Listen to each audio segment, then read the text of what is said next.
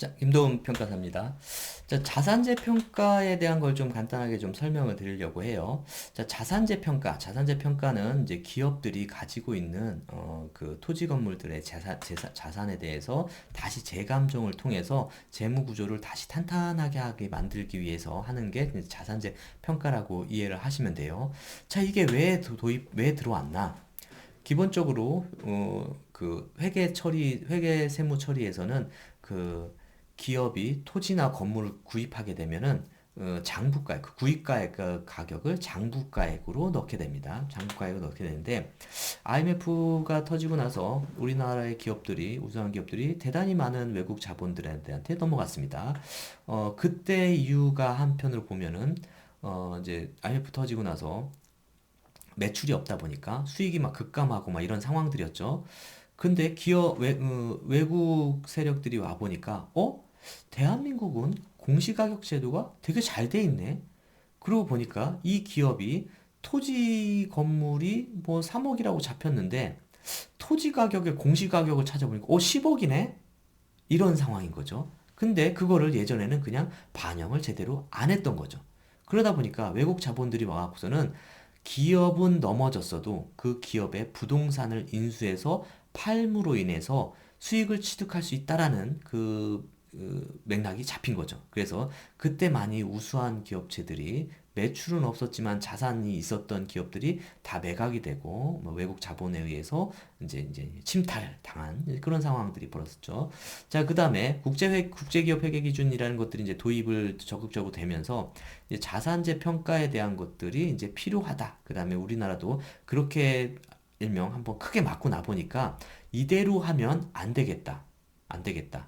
그래서 우리나라도 이제 그 시간별로 토지 가격이 계속 변동하잖아요. 이걸 반영해서 기업 재무제표에 반영할 수 있도록 하자. 그래서 그런 이제 IMF의 그런 배경을 기준으로 그 기업의 재무제표를 탄탄하게 할 방법들을 이제 가지고 그런 목적으로 자산재 평가가 진행되게 되었습니다.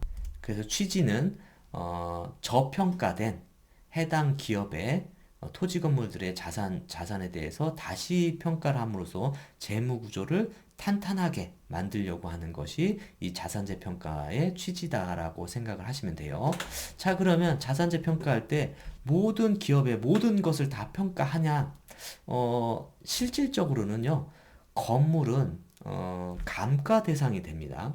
그래서 저희 그 건물은 감정평가에서도 원가법을 적용해요. 원가법을 적용하기 때문에 세무적으로 처리하는 원가법과는 좀 차이가 있긴 한데, 세무적으로 처리하는 원가법과 다시 감정평가를 한 가격과의 차이가 좀 날 수도 있고 아니면 없을 수도 있어요.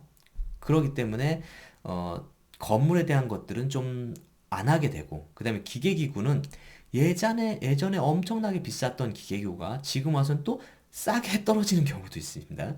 그러면 자산재 평가의 취지가 재무 구조를 튼튼하게 하기 위한 건데 옛날에 괜히 비싸게 산 거로 다시 또 떨어질 수가 있는 거고, 그리고 기계기구는 건물보다 더 감가가 많이 되잖아요. 그렇기 때문에 기계기구도 약간 배제를 하게 됩니다.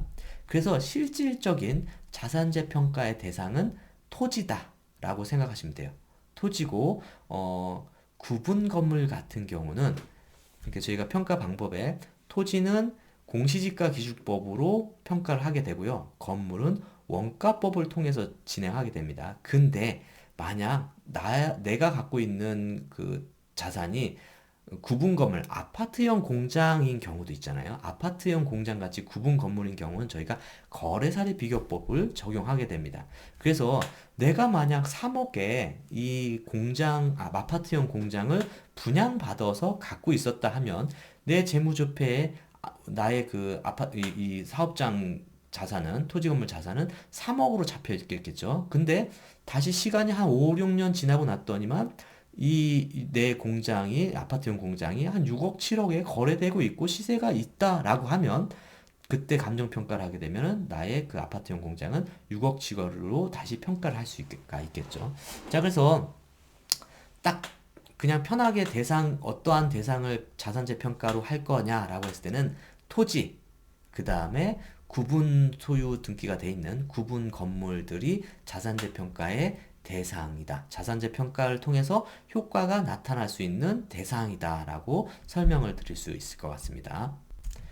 자, 그 다음에 자산재 평가의 방법은 아까 이제 설명드린 것처럼 토지는 공시지가 기준법이라고 해요. 이제 공시지가 기준법은 이제 공시지가 기준법에서 설명을 드리겠지만, 비교표 대상 토지와 유사한 비교 표준지를 가지고 그 밖의 요인 적용해 갖고서는 가격을 만들어 줍니다. 일명 저희가 말하는 거래 사례 비교법이라고 한 거에 한 부류라고 생각할 수 있을 것 같아요. 그래서 인근의 시세가 올라갔다라고 하면 그 올라간 만큼을 토지에 반영할 수가 있습니다.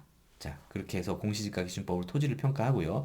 그 다음에 뭐 그래도 원가법은 요새는 건물에 대해 원가법을 적용하는 게 좀 유리한 분들도 있을 수 있어요. 왜냐하면 그 제조달 원가가 계속 올라가고 있기 때문에 요새는 건물을 신축하는 것보다 만들어지는 토지 건물을 매입하는 게 더 유리하다는 것들이 일반적으로 여러분들이 많이 인지를 하시고 계시더라고요. 왜?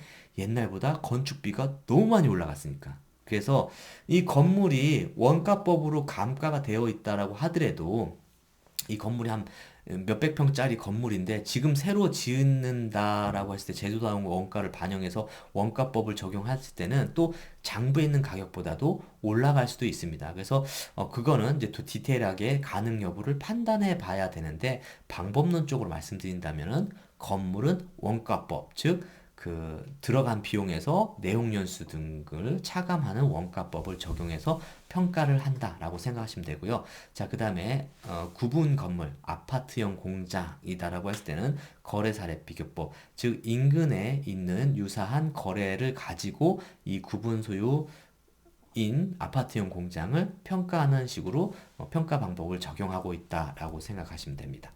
자, 그 다음에 효과적인 건 아까 말씀드린 대로 재무 구조를 탄탄하게 하는 입장도 있는데 탄탄하게 하거나 한다고 해서 바로 뭔가 수익으로 반영되는 부분들은 아닙니다. 그래서 세무사님들은 이거에 대해서 볼 회의적이세요. 왜 그거 굳이 돈 들여서 자산재 평가를 할 만한 취지가 없다. 왜냐면은 세법상으로는 자산재 평가를 한 거를 통해서 기업체에 들어가는 내용들은 별 차이가 없다고 합니다. 없다고 합니다. 그게 이제 자산재평 3억에서 6억으로 올라갔잖아요. 그럼 이익분은 바로 이익이 되는 게 아니라 이 보유금으로 가는 거니까 나중에 실질적으로 팔았을 때 그게 이제 실현되는 거기 때문에 그냥 그 계정을 하나 빼는 거지. 지금 기업 운영하는 재무제표 손익계산서 상에서는 대단하게 수익으로 잡히는 부분들이 아니니까 그래서 세무적으로는 큰 의미가 없다라고 세무사님이 또 얘기를 하시긴 하시더라고요. 그러면은 어떨 때 필요하냐? 아마도 입찰을 진행하시는 업체가 있으시다고 하면은 입찰할 때 해당 업체의 재무제표를 제출하는 그런 입찰들도 왕왕 있는 것으로 알고 있습니다. 그래서 저한테 의뢰를 해서 했었던 기업들은 그런 식으로 재무제표를 제출하고 그 다음에 은행 신용평가나 이런 것들을 위한 목적으로 왜냐면 그 신용도라는 것들이 계속 기업이 자금을 유치하고 투자를 유치하는데 아주 필요한 부분이기 때문에 이제 그런 목적으로 진행을 하시게 됩니다. 그래서 단순히 가만히 있다고 뭐 자산재 평가를 하는 게 무조건 다 좋다. 이렇게라고 이해하실 게 아니라 목적을 세무사님과 여러분들이 진행하시려는 업무와 그 다음에 감정평가사가 셋이서 같이 고민을 해서 효과에 대한 것들은 더 디테일하게 판단을 해 보셔야 된다라고 좀 말씀드릴 수 있을 것 같습니다. 자, 그 다음에 자산재 평가는 법률적으로 아까 말씀드린 대로 한번 딱 하고 끝나라는 게 아니라 지속적으로 평가를 하는 거를 좀 이제 제도적으로 권장하고 있어요. 그렇기 때문에 그럼 매번 똑같은 걸 계속 평가하는데 수수료는 매번 똑같이 나가야 되냐? 이거에 대해서 좀 반발이 있는 거죠. 그래서 평가 수수료는 40% 정도를 지금 기준으로 할인해서 평가 수수료를 책정하게 됩니다.